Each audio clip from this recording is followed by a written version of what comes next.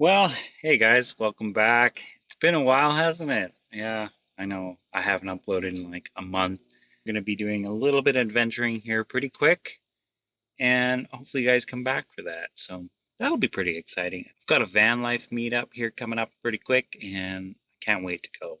I don't know how many people are gonna be there. It could be 20, 30. Can't quite remember, but I heard it's gonna be more than 20, and I've got my place reserved and I've slowly been routing my little trip on through Alberta. And last night I spent a night out in BC. At least it was one night, just to be sure I'm not committing any benefit fraud for disability, things like that. Anyways, I started to notice my freezer is not freezing or keeping cool, and it's using a little excess energy. So I thought I'd dive into it, and I took it out of its little cage, and one quick look at it, and I already could tell what's wrong. So let's take you guys along with me, and we're going to pull the cover off, take a couple toothpicks to the fins, pull out some dust, and see if that fixes the problem. Yeah, it's that simple. Just that easy. Anyways, let's get into it. Right here, behind this is a fan. And behind that fan is a radiator. And in between those radiator, there's little fins. And the airflow needs to go through those fins. When I disconnect this plug, the fan will turn off. And then we're going to pull all these little screws out and, yeah, get access to that fan. But I think right now I'm just going to get some of these screws out, get started on this little project. Should be pretty simple. I think I've got 5 screws on this side, 5 screws on that side, a couple toothpicks and Q-tips, and we should be able to get that cleaned up. So yeah, let's get started. Okay, I'm ready to do this. I'm going to pull the plug, and hopefully this is easy to get into.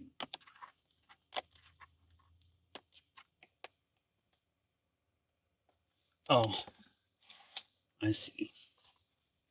Okay. That should be good. That should be enough space. I don't know if you guys can see any of that, but that's what I was doing. I got all the fins all cleaned out here, and should be good to go. Oh, I see I missed a spot.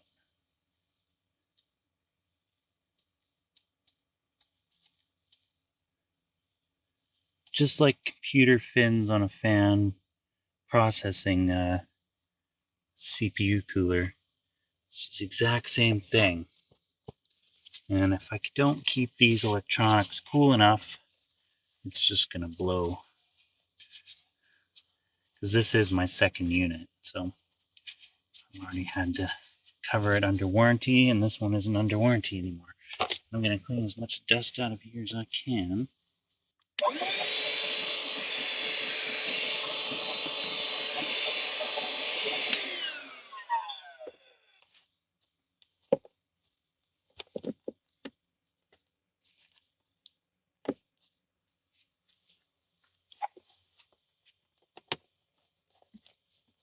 Let's get a couple of these screws back in and test her out. All right, so far so good. It's working. It's drawing a little bit more air out of here, but I won't actually know until this runs for a couple hours. It's just van life maintenance, you know what I mean? All right, once I get this all put back together, I'll bring you back and we'll fix the temperature sensor and we'll get it back installed. See you guys in a few. Okay, so I've been doing a little bit of testing. I finally got this off and I tested this wire. And when it was connected, it actually showed 11.74 volts on the end of these wires, which is a little low. I don't know why that is. So I'm thinking somewhere in one of these wires, it's broken inside. And like you wouldn't be able to tell when you're, running the wires, but there might be a break somewhere because it doesn't make any sense. If everything's inside of a wire loom, there should be no wire breakage. That's what I've got so far. I'm not sure exactly what else to say, but yeah, I've been doing tests, and I put the voltmeter on the sensor itself, and it only shows 3 volts. And then I took the sensor off, and it jumped up to 11.74 volts. Oh, and the temperature's dropped 4 degrees, so it's working good.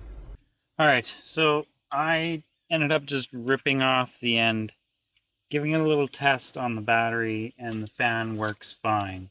So that leads me to believe that this circuit board, well, this temperature sensor, might also be fine. So I'm not going to throw it away just yet. I mean, yeah, I could test it, but I'm fairly confident there's nothing wrong with it. I believe there's something wrong with this wire. So unfortunately, I don't have any, well, I might have some wire, but I'm not going to do it today. But when I get a chance, I'm going to have to pull this wire out, pop a new one in, and see if that solves the problem. I'm pretty confident that it's going to solve the problem. For some odd reason, this wire might have a break in it. I've pinched it somewhere or something along the lines where it's just not providing enough power to the front here. So I ended up pulling all that fan assembly apart, trying to figure out why it doesn't work, and well, I've come to the conclusion that it's this wire. And I also accidentally destroyed this, so I don't know whether I'm going to buy some new ones or just hardwire it in.